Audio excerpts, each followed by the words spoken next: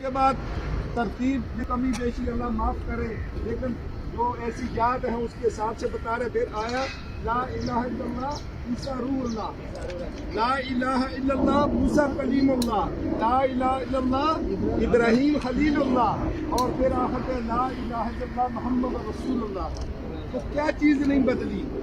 لا الہ الا اللہ نہیں بدلا، جس کے بارے میں اللہ رب العزت اپنے پیارے پیغمبر موسیٰ علیہ السلام سے کہتے ہیں کہ ساتوں زمین اور ساتوں آسمان اور جو کچھ اس کے اندر ہے ترازو کے ایک پلٹرے میں رکھ دو، اور ایک طرف لا الہ الا اللہ، تو یہ باری ہے.